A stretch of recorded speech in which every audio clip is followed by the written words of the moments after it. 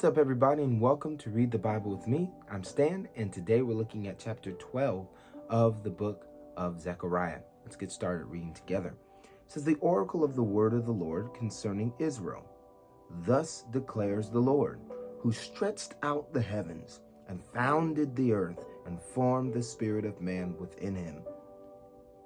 Behold, I am about to make Jerusalem a cup of staggering to all the surrounding peoples.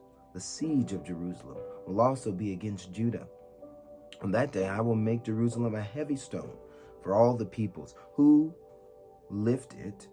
All of them who lift it will surely hurt themselves, and all the nations and the earth will gather against it. On that day, declares the Lord, I will strike every horse with panic and its rider with madness.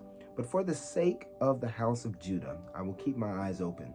When I strike every horse of the peoples with blindness, then the clans of Judah shall say to themselves, the inhabitants of Jerusalem have strength through the Lord of hosts, their God.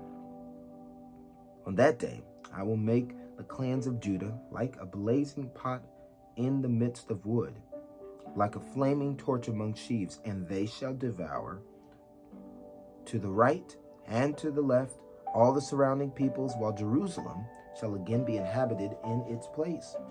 In Jerusalem, and the Lord will give salvation to the tents of Judah first, that the glory of the house of David and the glory of the inhabitants of Jerusalem may not surpass that of Judah.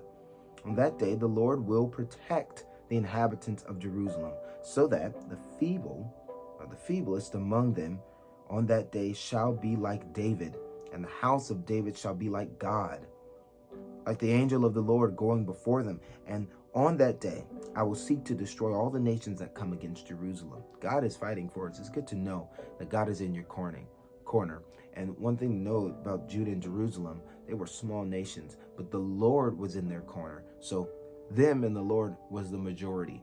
When it's you and God, doesn't matter who you're against, doesn't matter what you're coming up against, you and God are the majority. Never forget that.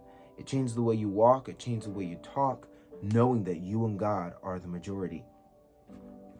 "And I will pour out on him," or on the house of David, "and the inhabitants of Jerusalem a spirit of grace and pleas for mercy, so that when they look on me, on him who they have pierced, they shall mourn for him as one mourns for an only child, and weep bitterly over him as one weeps over a firstborn. On that day, the mourning in Jerusalem will be as great as the mourning for Hadid Ramam.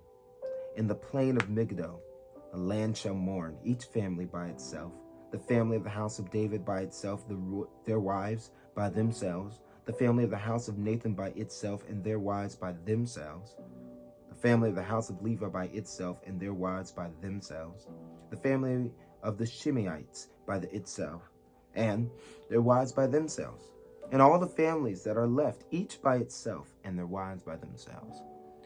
So the Lord is going to do something. The day of the Lord is what we call it, when the Lord does a mighty act for his people. And that can happen every day. It does happen every day for somebody, when God just works and acts.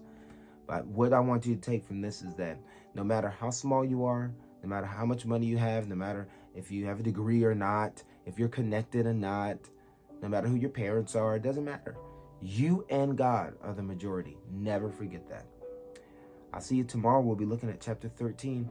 One chapter away after this, or two chapters away today, from being done with the second to last book of the Old Testament. Thank you so much for being here, for supporting the ministry. If you're a Bible Club member, if you'd like to become one, $10 every month will help you and make you a Bible Club member. And what will it help you do? It'll help you support the ministry so that we can buy more Bibles and send more Bibles and send missionaries to people around the world. Go to the website, link in the bio if you're watching on Instagram, link in the description box if you're watching on YouTube.